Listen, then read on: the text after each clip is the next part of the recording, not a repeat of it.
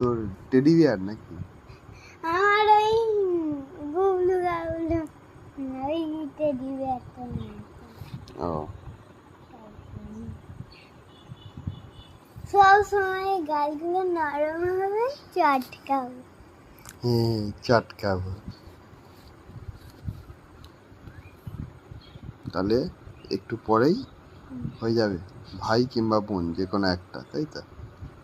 যে কোনো একটা হবে, ভাই কিংবা বোন।